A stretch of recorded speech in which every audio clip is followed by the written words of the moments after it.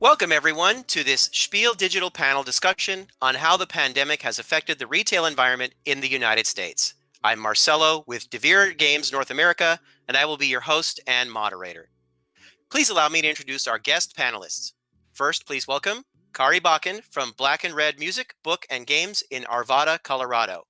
Kari has been navigating the chaos at Black and Red, a new and used book, music, and game store, for over 15 years. As the primary buyer for the game section, she has been curating board games, RPGs, and accessories for a diverse and dedicated Colorado gaming community. As well, please welcome Scott Cooper from Blue Highway Games in Seattle, Washington.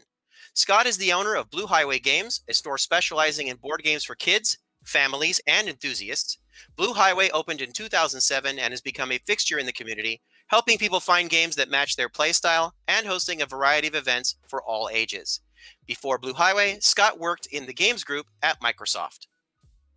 And our third panelist, please welcome Edward Garcia from Queen and Rook Cafe in Philadelphia, Pennsylvania. Edward is the CEO and co-owner of Queen and Rook. He has an MBA from the Fox School of Business at Temple University and a background in finance, nonprofit management, and retail. He lives in Philadelphia with his partner and co-owner, Jeannie Wong, their 2 kids, and their 2 cats. And Queen and Rook just celebrated its first year anniversary in September. Congratulations, Edward, and thank you all for joining us.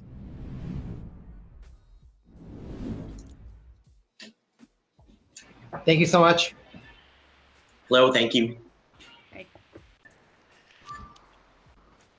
All right, I'm going to ask a series of questions regarding the state of the retail sales sector in the tabletop game industry in the United States. I will initially direct a question to one of our panelists, and once that has been answered by them, all panelists are welcome to give their input. When we have roughly 15 minutes left in this presentation, I will open for questions from our viewers, and then we will conclude with closing remarks from each of our panelists. All right, let's get started. This first question begins with Edward. When the pandemic broke out, you got kind of a double whammy being a game store and a restaurant. What sort of changes did your store have to make in the spring and summer as a reaction to the spread of COVID-19? Was anything surprisingly effective? And was there anything that you regret doing or wouldn't do again? Yeah, thank you for that question. There were so many things. I mean, like many businesses, we were just scrambling to see what we could turn into that would work. We had flirted, a few other game stores and cafes actually started doing like groceries, like a grocery store. We actually did not do that. What we ended up doing was going heavy on store delivery, and we went heavy on more games and more puzzles. Any puzzle we could get our hands on, we were even buying sort of from other retailers to resell them in our shop, because at the time, you know, distribution channels had broken down, people were not reachable, and so trying to get product was a real challenge. And so many things that we did in the very beginning were around just trying to make sure that people knew that we were still there. Even as we laid off, I had to lay off 24 staff that first week. That was rough, but we did a lot of delivery, we did a lot of games, we did a ton of puzzles. We had never had a puzzle before that, because we were mostly a service place that people came and played games in. So that was definitely a change for us, and something that we've kept. We are very happy with the changes that we made. It allowed us to kind of reassess our business model, really reach people that cared about us. We set up a GoFundMe page. We had, you know, sales for people that, you know, were our best customers, and they really pulled through for us. So we got a chance to really make a community out of a bad situation and really remake our store and our cafe in a way that we think is sustainable longer term.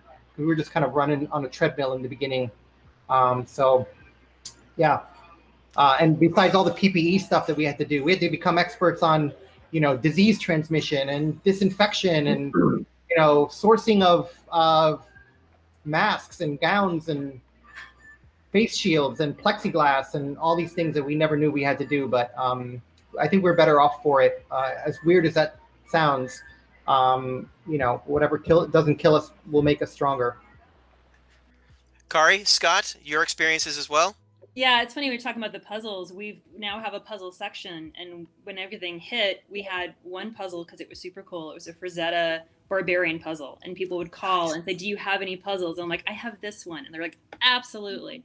And then it was hard to get puzzles in for a while, and people were just looking for what to do, and just having that connection. I had emails, I had people talking to me on like Facebook, Messenger, and every day was just going through all the calls and questions. We had people saying, "What kind of books do you have?" And I would take pictures and send them, and then they would order them to be picked up or deliver. So it was just, yeah, it was just trying to do whatever you could to reach as many people as you could. But yeah, it definitely kind of changed our thoughts about what we want to keep in stock and what people were looking for. A lot of two-player games, more so than usual. A lot of puzzle games.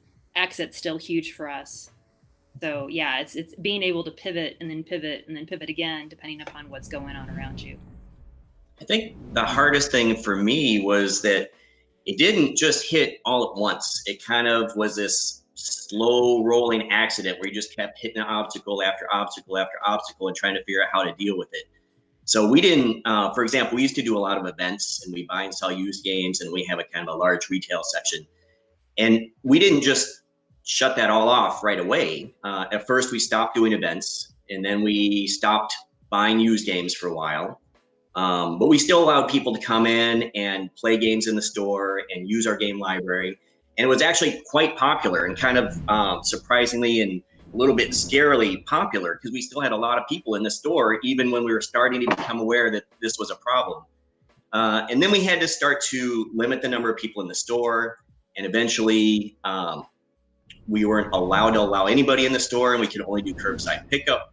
And then we actually shut down for a few weeks just to kind of assess and figure out what we could do, what we couldn't do, and how to handle the situation, and just see how it developed. And then, every state does it differently. So we all have different rules. And the hardest thing for me was just trying to figure out what the rules were, because they seem to be changing about twice a week. And Edward, I actually have a question for you. I don't know if we're allowed to ask questions of each other, but so since you were doing a restaurant as well, or at least a cafe, I assume that was a harder problem to solve for you than the retail problem. It was a double-edged sword, because we were a restaurant, we were an essential business, which meant that we could do retail the entire time. We didn't shut down one day. So when I had to lay off all my staff because we didn't know what was going to happen. But I stayed in the store, so it was just me. I would pack up games, and then I would go into the back and make food, and then come out and give it to a delivery driver, and then hand somebody a game or take a phone call or all of that. We weren't allowed to have people in the store, but I think it actually saved us, the fact that we were a restaurant, because we could kind of get people were really afraid to go out, and so they could get two things at once. They could get something to do and something to eat with us, and so that I think helped us. So you were able to switch and do pickup, like restaurant pickups, and then they would still maybe grab a game or something while they were there too. Do some pairings. Yeah. Exactly. We did a lot of that, and we now we had about the top 100 games when we started, because mostly what we did was people came and ate and played.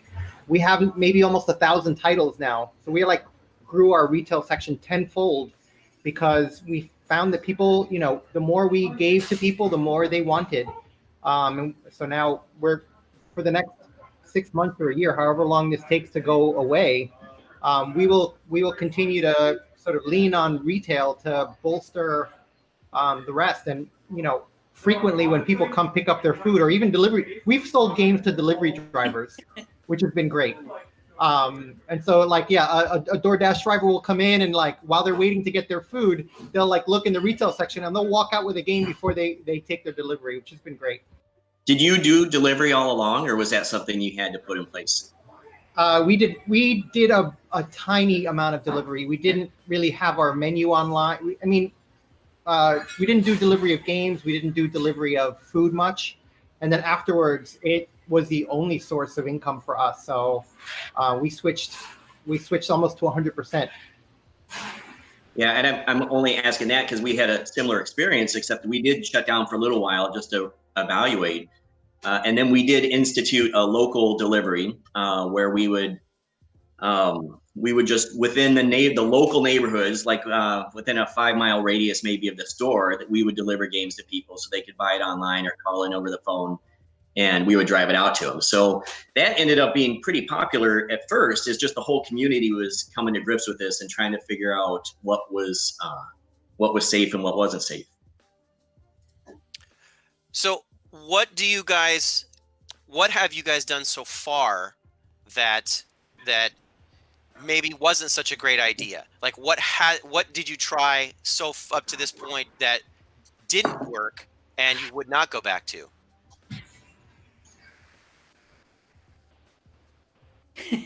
Yeah. All right. You would think we'd have lots of mistakes, wouldn't you? Well, I think for us, something we were about to do, which we pulled back on, was indoor seating. We were actually this past week we were going to do indoor seating, and we got everything ready. So we changed the floor plan, trained staff, we put up plexiglass everywhere. We got very expensive air purifiers, and with the rates going up, this isn't something that we did and then we pulled back on, but we just don't think we can do it, at least for the next couple of weeks, if not months. So we're glad that we didn't do that. I think that was our biggest thing. We also people were going to rent our games. Like we had a couple people renting games in the very, very beginning, taking them home and then bringing them back, and then we were gonna keep them quarantined for 3 or 4 days, and that it became impossible for us to keep track of. So we stopped doing that pretty quickly. So, all right, well, that was great. Let's move on to our next question then. This begins with Kari. With such a broad range of customers to draw from based on the diversity of what your store offers, how has your customer base been doing during all of this? What kinds of interactions have you been having with your customers, and have they been supportive? Our customers have been phenomenal. When we were closed down for about 6 weeks, and it was basically just me in the store running around getting things. I had emails, I had contacts, I had people just trying to find something to buy to keep us going, because you're going to be on such a low thing and you just want to get to the other end of it. They did curbside. I a lot of things. We had people who donated during that time of, can I just drop off things for you guys? You'll have more things in the future. And we went, yeah, that's great. And then once we were open, there was a couple people who were high risk. And I told them too, I said, if you would need to get in the store and just let me know and I'll come in early. And we had a couple of people take advantage of that. And they've just been coming in and checking everything. We have people who come in because the libraries are still closed and they want to be able to browse and see what's going on. Both books and music is so tactile that it's kind of difficult when people are trying to browse, but people have been very respectful. I love that our county actually had a mask ordinance, so we didn't have to worry too much after that was in place, that it was just countywide and you had to. And I really appreciate the Target was making all those announcements of, if you can't wear a mask, we'll be happy to do curbside, because it kind of reinforced that sense of being respectful of everybody else that is concerned about any contagion. But yeah, we had people who came in and they were like, we're so glad you guys are still here, because they knew that having that 6 weeks of not being able to have in the store, broke a lot of people. If you didn't get funding, if you didn't have some sort of support, it's a very long time not to have a regular group of people. But yeah, and gamers are super supportive. So I had people asking if we had things, dropping by and picking up things and very consciously spending money locally. And that's been very reassuring. I appreciate it. And because we have such a diverse group, it's very nice to see that was a standard, as they wanted to make sure that we were here for as long as we could, because we have people who've been shopping for like 20 years.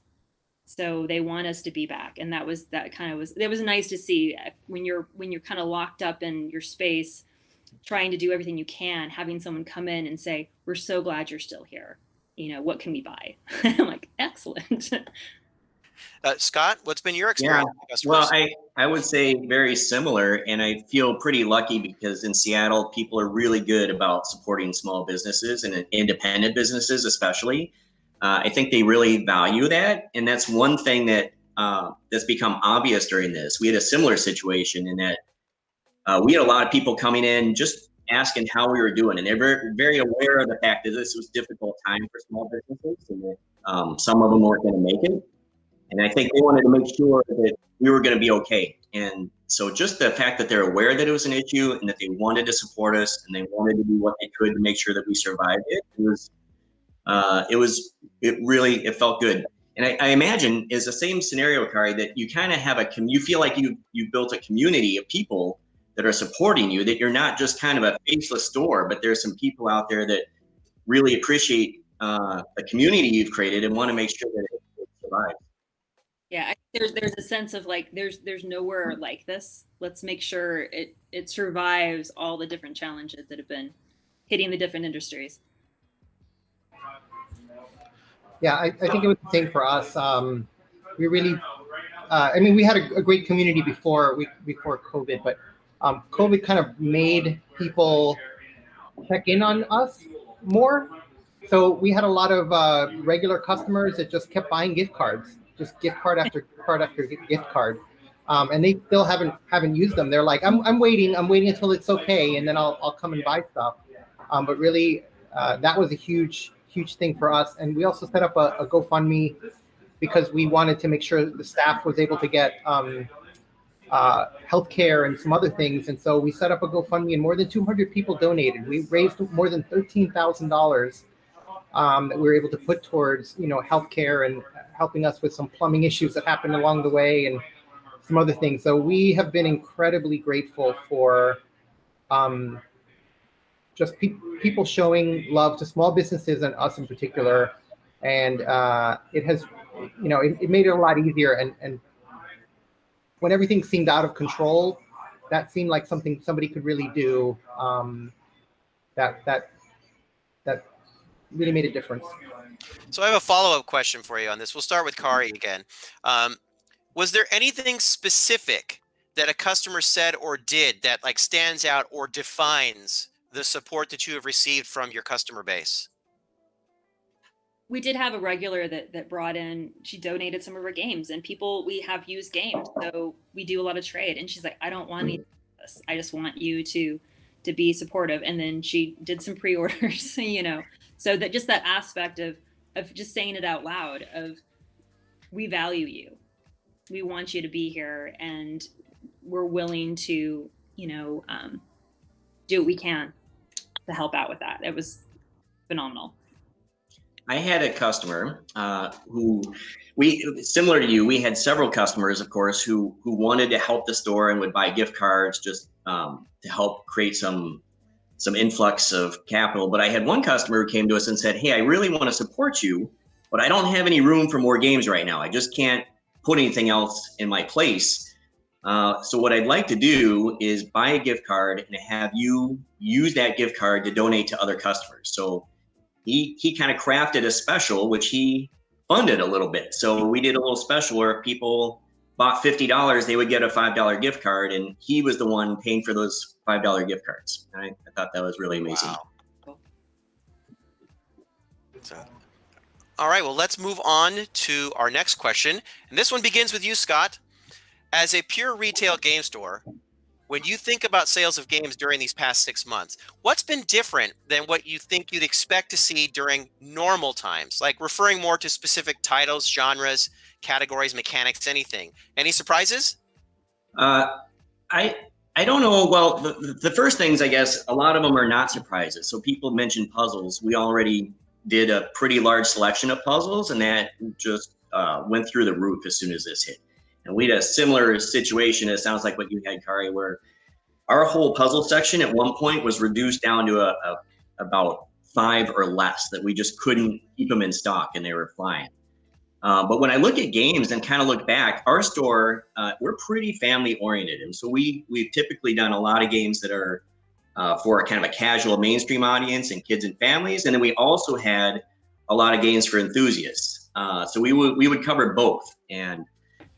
And what I'm seeing now is some of, I think, what you would expect and what makes sense, that we're seeing a lot of 2-player games that are popular. We're seeing solo solitaire games that are popular. And then we're seeing a lot more sales on the casual side of games, and what we would call a gateway game, or something that you can learn quickly and that you can play with the family.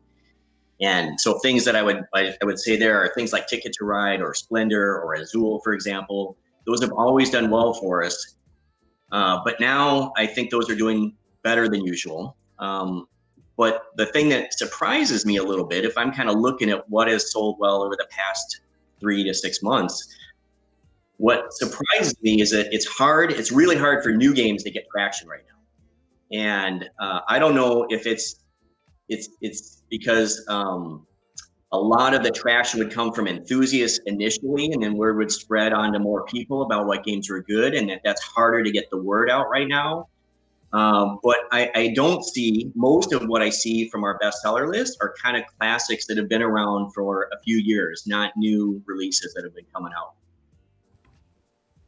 Yeah, I think I've seen that too, that you have new releases and we have like a new release shelf, and I'll have people come in like 2 weeks later excited about it, but you don't have the convention, so you don't have people talking about it. You don't have as much of a blitz on Facebook talking about it.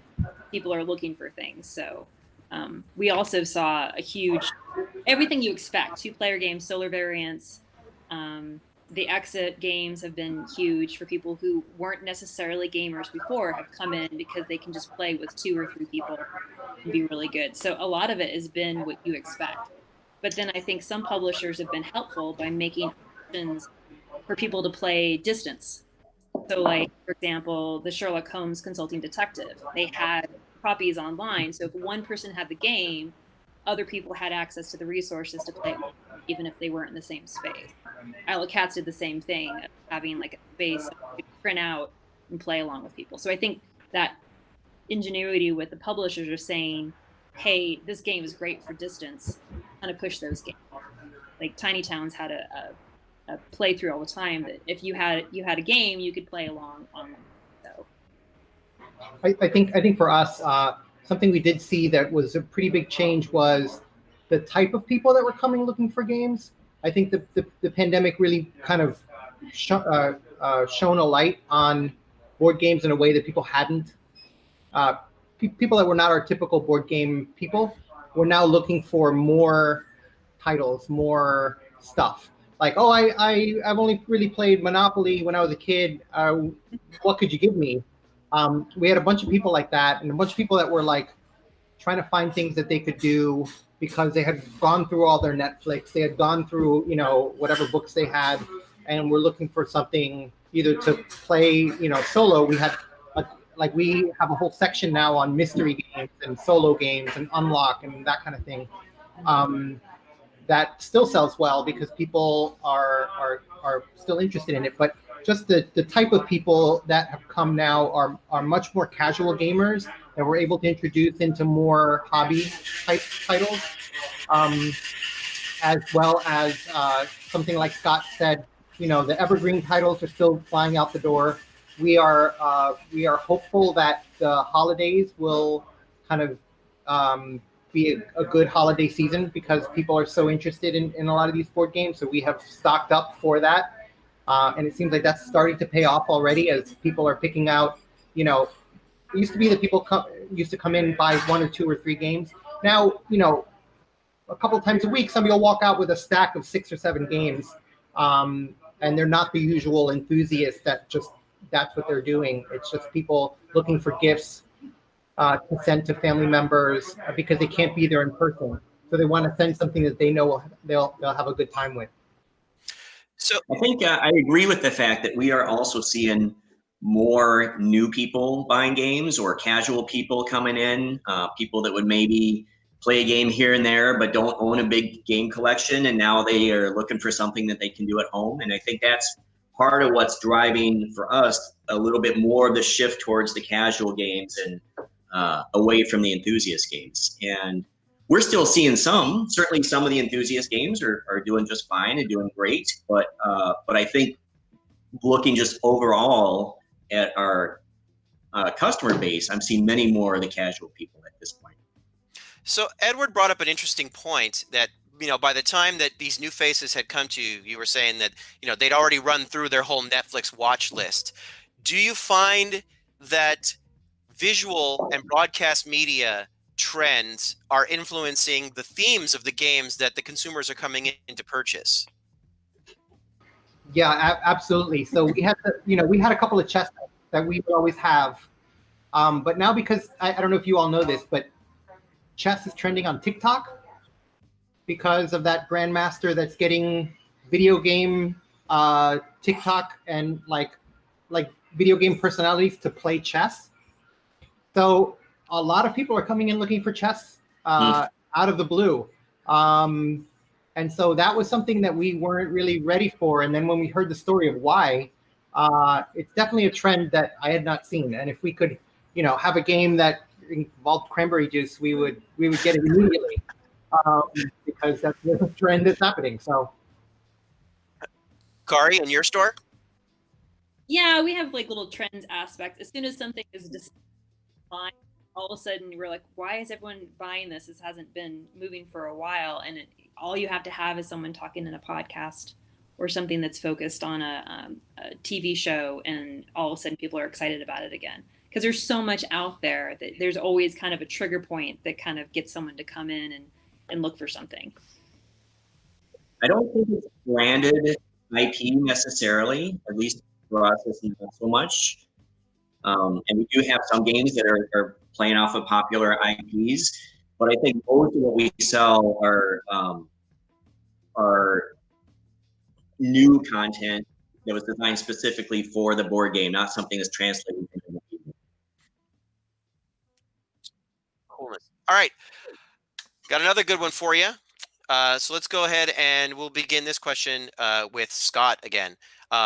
What sorts of things would you like to see from publishers to help support you going forward? Well, I love that question. That's great. But I will also say, just looking backwards a little bit, one thing that I thought was really great is that a lot of publishers were concerned about the small stores around the world from the beginning. And they would do a lot of things, understanding that stores maybe couldn't be open and maybe weren't set up to have a large online presence or do shipping on their own. They would do a lot of programs where they would take orders directly from customers and handle fulfillment and handle shipping. But if the customer would indicate what their local store was, they would kick back part of that purchase to the local store. And I thought that was really helpful and unexpected. I mean, there was no kind of direct benefit to them to do that, but I think it was a really nice gesture to help draw awareness towards local stores and the fact that they might need a little bit of help. I also appreciated that so many of the game publishers dropped shipping minimums and did a lot of free shipping during that time. Because so many of the distributors were either down or out of product that we set up. So before this, we only really went through distribution. Very rarely did we go directly to the game companies. Now it's about 50-50 because we were able to create these connections where we got accounts with a bunch of different ones. And we were really grateful that, if we just needed a handful of games, the game companies would ship them without having to, meet a minimum or mixed box and all that kind of stuff. And that's been helpful, and it continues to be. Yeah, I think I would second that, in that we tend to buy more from distribution than direct from the publisher. But especially in the beginning, the whole supply channel was difficult, and you couldn't always get things that you were looking for. And I think it did also encourage us to look talking directly to the publishers more often, and so then being able to set up things that were workable for smaller individual stores to work with them on that, I think that's really helpful. Yeah, I know that Devir had programs in which they were showing people how to play Color Monster. So people were aware of the game and how to play it with kids. And we got some people who came in after watching that broadcast.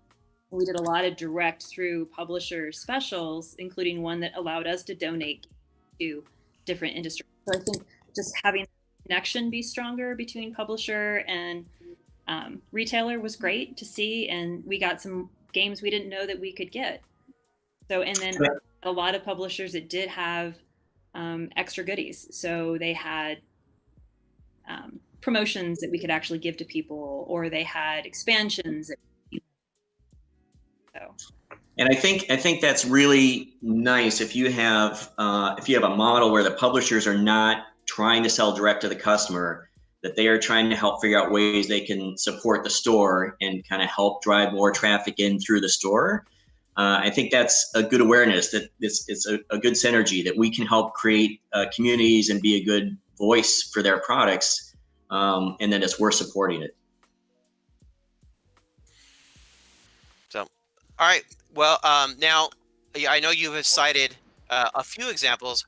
Are there any specific, and it's okay to name drop, are there any specific publishers and the things that they have done that that you appreciated? I really appreciated the Portal games, the kickback thing that Scott was talking about, where all you had to do was send them a code, like a customer orders from them, gets shipped product, and then you get a cut of that game. That was something we were not expecting, and we solicited a little bit, but that was great. I also saw one, like a special deal from was it Tabletop Tycoon, I think, that we took advantage of in the beginning. Game titles that we didn't really carry, and we found some audience for it through a deal that we wouldn't necessarily have done, as well as getting copies of Everdell, which we couldn't get through distribution. So that was good. Yeah, I think those are the two that come to mind. Van Ryder had a good program, and we were ordering directly from them too. And they also had a name your local store, and they gave us a portion of the sale if someone ordered online. But I think also having the store directories, having social media aspects that we can be able to share to drive it back to the store is great.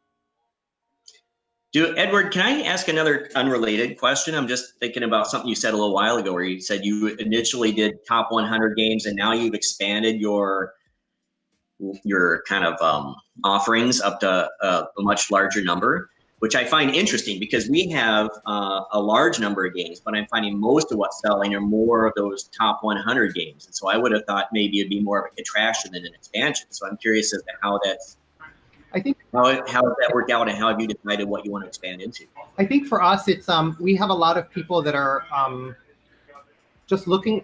It's not an impulse buy per se, but these are titles that they aren't getting at the big box the big box retailers, and thankfully people are not buying on Amazon as much for different reasons.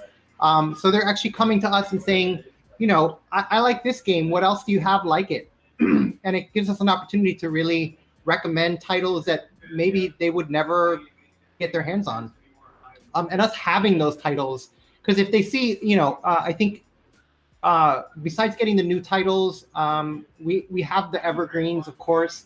And so a lot of times they'll walk out with half and half, right? They'll get the ticket to ride, but they'll also get like the titles that like just came out, or the more abstract titles from Gigamix or whatever, and so we are really looking forward to introducing games to people, because I think we've built up a reputation now, I think, a little bit with the community, where we have recommended games that they have liked, and so they come back to us for another recommendation. And so as long as we keep that sort of track record of, I really liked that, you didn't have Wingspan, but you had this other game that you were able to recommend, and we really liked that. Is there another game like that? So I think that's been good for us, and so that's why we've expanded, and that's why we've offered more, because people are coming in and saying, I will take a little bit more of a risk because you have steered me right. Right. So you guys, sorry, go ahead, please. We have a lot of people who come in and like, are you going to get this game? And I can say, we already have it on pre-order. We've had it on pre-order for a few months now. it's just delayed, or we can say, I don't have that on pre-order. Let me see if I can get it from some of the channels. And now, because we have closer relationships with a lot of the publishers, we can be more informed about what's coming out, because there's a lot of things that don't make it to distribution, even though they're out there. So that kind of willingness, I think, has helped a lot of people ask for things. So instead of trying to find it directly, they'll ask us first, can you get this in? I think that actually reminds me of another thing that's really helpful that publishers can help us with, and that's understanding timings of things. And board games they're not always hitting their deadlines anyway in the best of times. And right now, everything is a little bit more unpredictable. And so having more transparency about understanding when things are actually going to arrive is really helpful. And even if that's kind of a rolling discussion, that here's our initial plan, and now here's our kind of adjustments that we understand that are going to be happening over the next month. That's really helpful. And then we can set people's expectations. And I think they're generally understanding about the fact that things may not arrive when we'd originally expected them to arrive, but the more that we can tell them, the better. We get people who, as soon as the announcement is dropped, ask us if we're getting games, and we can't even pre-order them yet. But we're like, we know, we're on it, we got it. But because you have everything's online, I warned all of my staff, I'm like, people are going to be calling about games they've announced at Essen.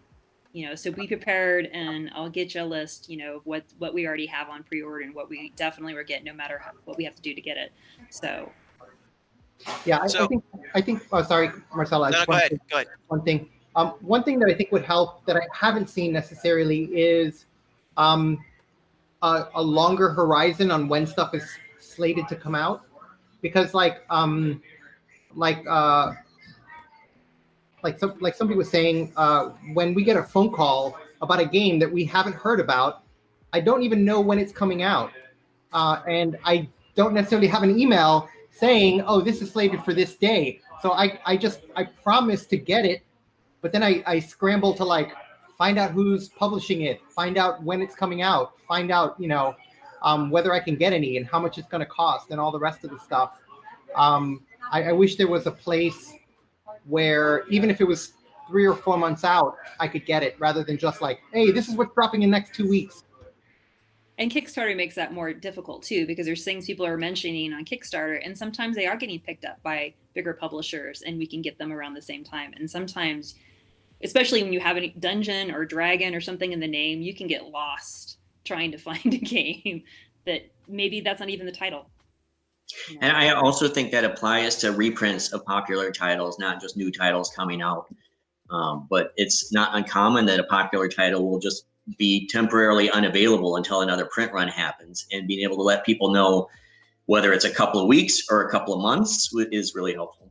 Yeah, we had that with Memoir 44, and it was just out for so long, and we had the main game, but not the expansions. And I would tell people, I'm like, don't worry, I talked to the guy, they said it's coming, it's just not yet. So knowing if something is discontinued or just unavailable is incredibly valuable. So I have a question for all of you, and it's a follow-up to something that was brought up earlier. You all had mentioned that the one thing you saw the most was the new gamers, right? And a lot of the evergreen titles from multiple publishers, the ones you would expect to go out the door. Let's go ahead and start with Edward. In the past 6 months, what has been the sleeper hit among your gaming community? The sleeper hit. Let me think. That's a good one. I'm not sure. We've had different phases of the pandemic where something in the beginning sold really well unexpectedly. Pandemic in March and April was a game we could not keep in stock. Weirdly, right? Because who wants to play a game that you're in, right? But then that died. We got a bunch of them, and now they're just sitting on the shelf because people are like, okay, I don't want to. Okay, it got a little too real. I think the Sherlock Holmes did really well, in May and June, and then people moved on from that to something else. I think Dogs of the Lion. Even though it had been in Target, we didn't expect that there would be that much demand left. But we got a few anyway, and they sold out right away. And then we couldn't get them back in. that was something we didn't expect, because we just got a few just saying, thinking that, oh, everybody's already gotten them at the big box. Are we even going to have any appetite left? I guess that would be those. Right now, it's a pretty wide range. I don't think there's anything that's like consistent right now between people.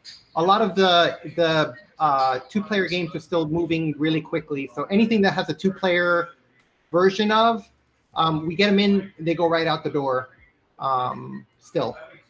Well, that's good to hear, because we have some awesome two-player games. Yeah. Our sleeper hit has been a game called Calico. And I don't know if this is something that translates nationally or if that's just us, because some of the people that were involved with the creation of this game are local here in Seattle. And we ended up doing a retail Kickstarter to get it a little bit earlier, and that one has done great. And now that it's in distribution, it's still continuing to do great. So I think that's translated nationally as well too. Sleeper hit, I'm not sure. We went through a lot of The Crew when it first came out. Oh yeah. And both of those slowed as people. I had a conversation the other day, and someone just said, "No, I can't. It's too on the nose. I just can't with pandemic." And we're like, okay. Yeah. But yeah, you have those like kind of like shifts of excitement, and then it kind of like wanes on a lot of the different areas. Exit's been going strong, and Unlock and Duckscape, all of those kind of players for a lot of people who aren't overtly the gamer type. And I've seen a lot of people, if there's a solo variant, they'll grab it because they don't have their gaming group. So if they can't play it with their family, so you get a lot of family games and card games, and then we get a lot of people who, if there's a solo variant, they'll grab it for themselves, and hopefully be able to play with it later. And Gloomhaven Jaws of Lion was huge, and we're right next to Target. So anytime Target gets something first, we're kind of a little bit hesitant, but we have customers that wait for it, which is great.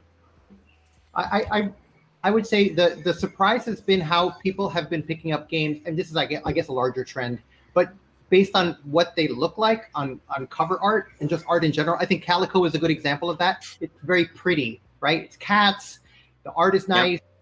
People don't even really look at what the mechanics are, or like how difficult it is, or how long it'll take.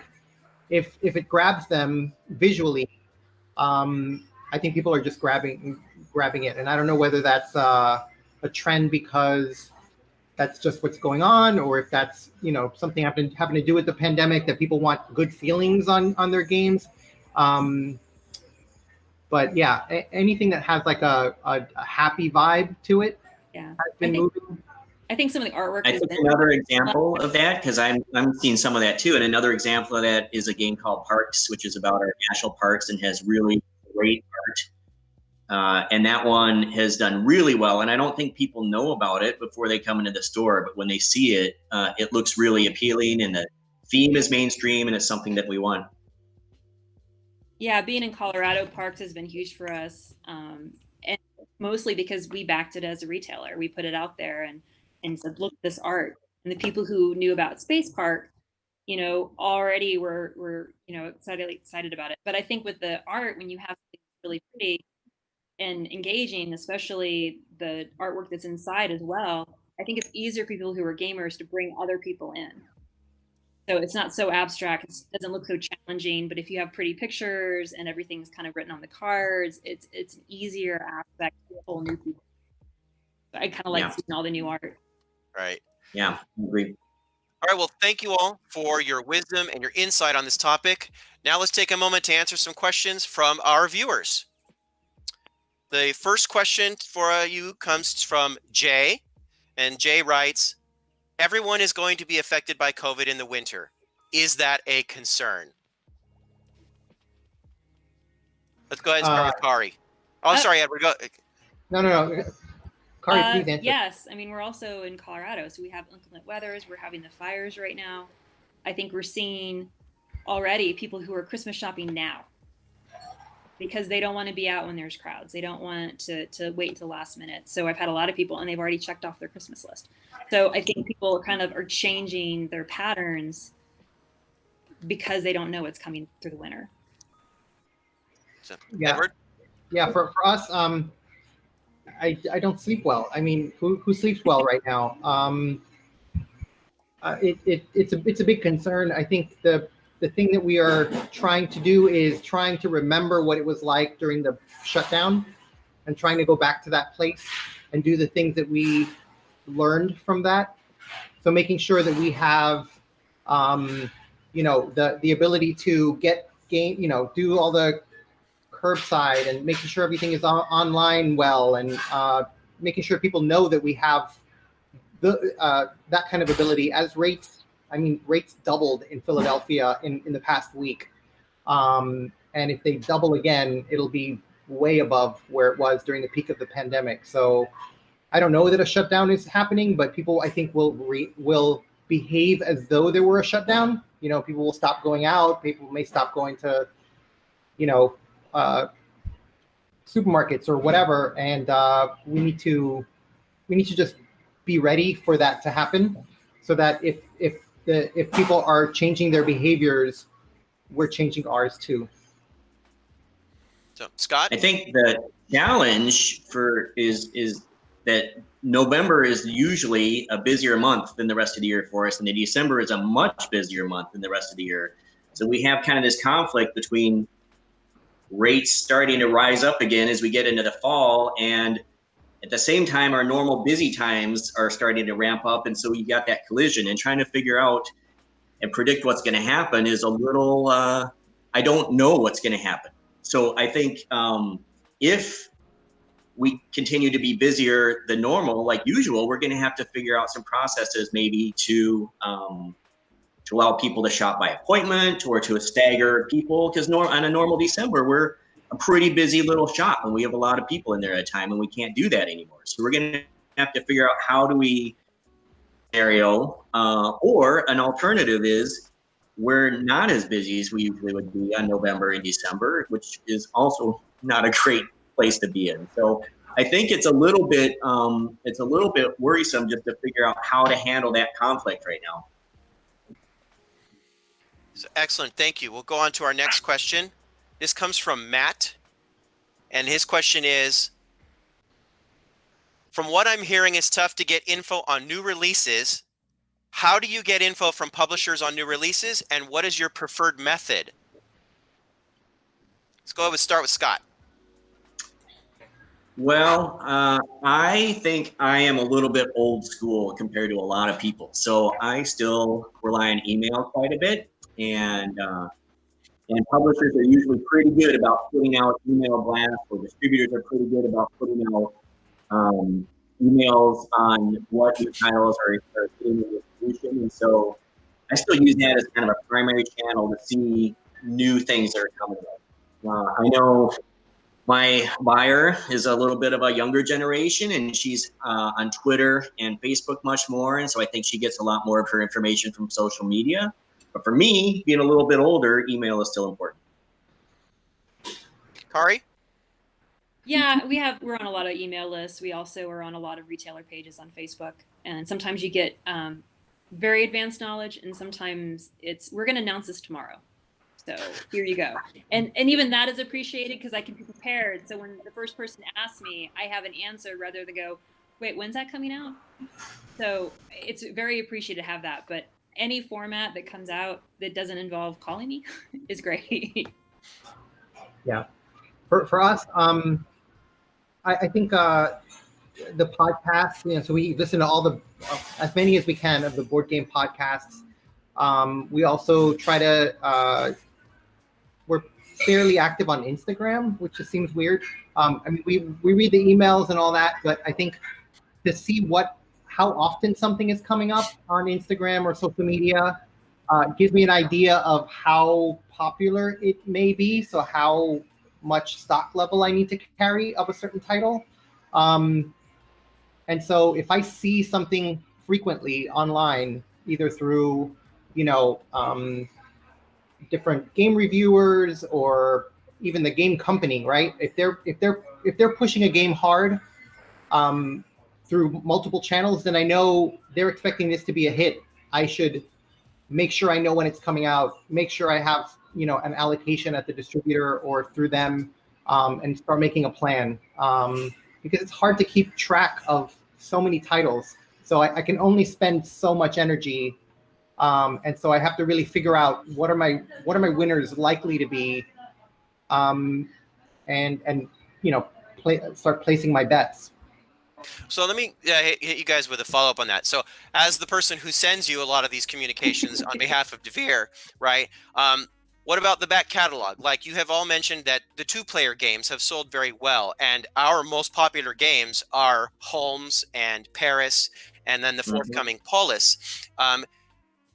Would a communication that would say specifically be themed toward that and not just the new products, but like here is a communication regarding just our 2-player games because we know that you have been doing very well with those. Is that something that's helpful to you? Or does it more just need to be about the new stuff?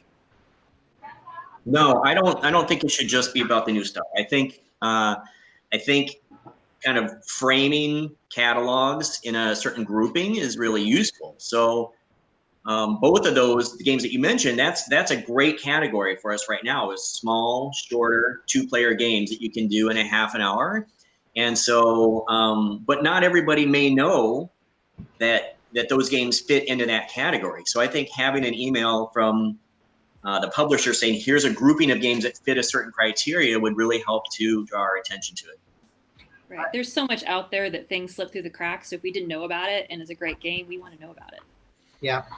I think also if you have an older catalog game that, maybe have just fallen off the radar because so many games come out every year, it would be great for us to know. I mean, a new game is a game somebody hasn't played or doesn't know about. I am always happy to take an older catalog game and introduce it to someone, and to them, it's a brand new game. Even if it doesn't have the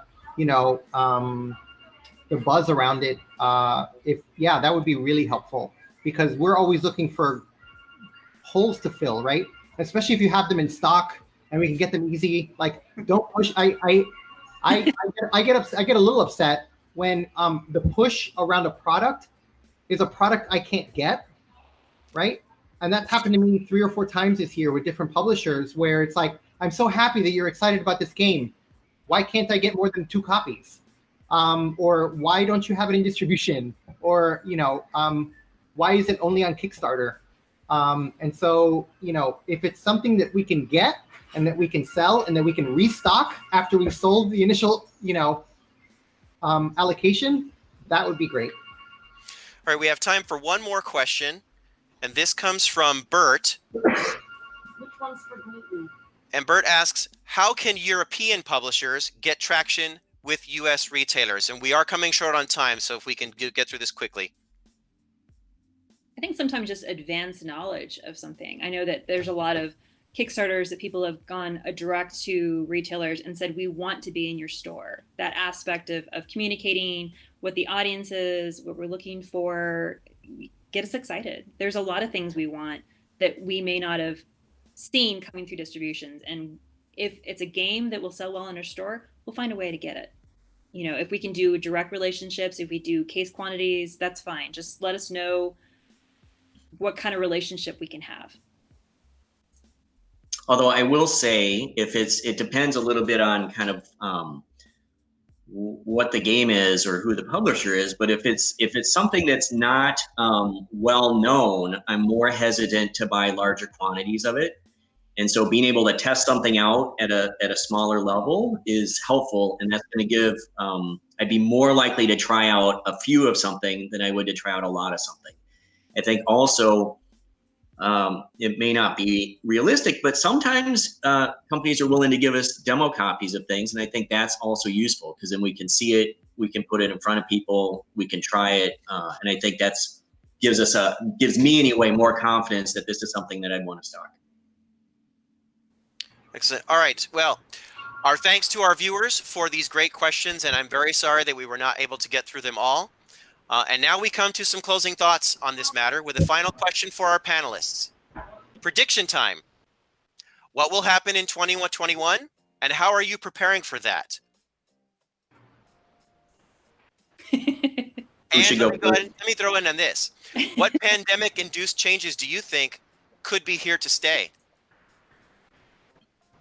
Well, I'll tell you a couple things. So I don't expect that things are gonna change much until the vaccine becomes kind of more widely distributed, which seems to be a ways away. So I would imagine we'll stay in our kind of current mode for a little while and try to figure out how to get through the holidays on that, and then see where we are going into the spring on next year.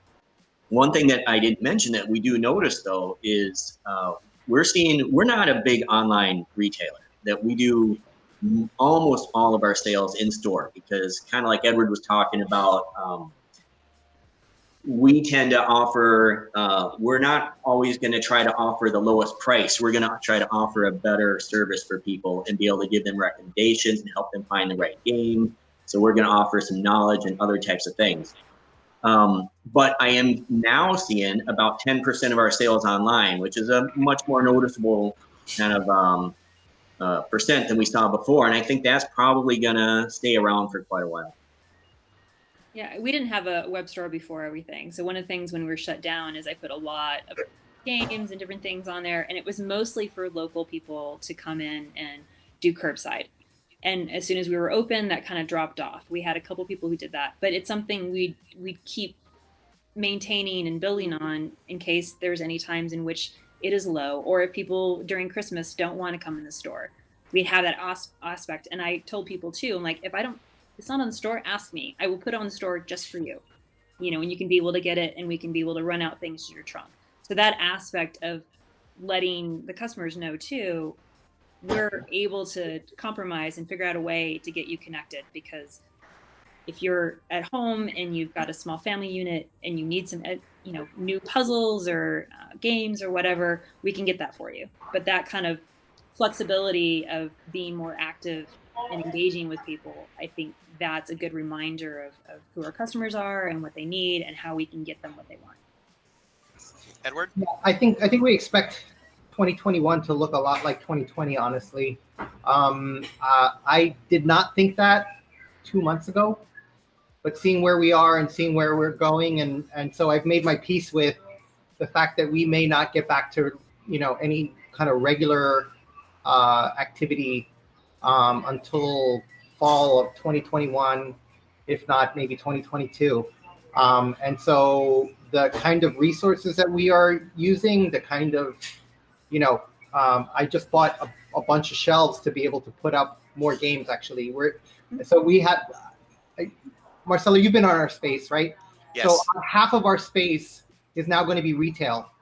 Wow. So we are going from a capacity of 100 seats to a capacity of 50, semi-permanently. I mean, for the next year or year plus, that's what it's going to look like. Because why do we have a bunch of seats where we're not going to be sitting people? So I'd rather turn that into productive space, and that's what we're doing this weekend. Actually, I'm putting all that stuff up because the reality is hit that it's not just going to be a few weeks, not even just going to be a few months. It's going to be, it's going to be a process that is over when it's over. And we have to, try and do the right things without using too much energy or too much money on the things that are not coming back anytime soon. And we'll have a whole big Devir Games section in one of those shelves. For sure. And we're really excited about Red Cathedral. We are so happy that that's been, on that BGG Hot 100. So for sure. That's by the way, an example of something that publishers can do well. Is pointing that out to us is really helpful, because if we don't know it, that helps focus our attention some. Excellent. Well, that concludes this panel discussion. On behalf of all of us at Devir Games, we thank our guests, Kari Bakken, Scott Cooper, and Edward Garcia, and to all of you for tuning in. We invite you to continue to follow our Spiel Digital events. Tomorrow, you can tune into a live interview with the designer of Polis, Fran Diaz, as well as participate in play sessions of our newest titles, including The Red Cathedral, 9 straight weeks at #1 on the BGG hotness list, Polis, Out of This World, and much more on Tabletop Simulator.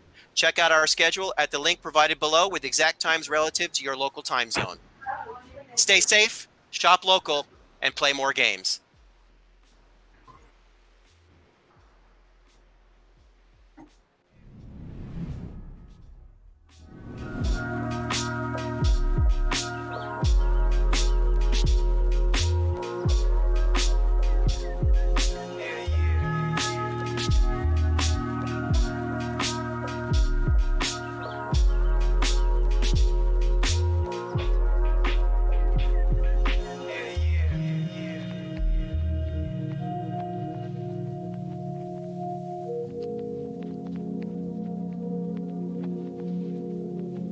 Hey guys, I just want to say thank you very much. That was really interesting, and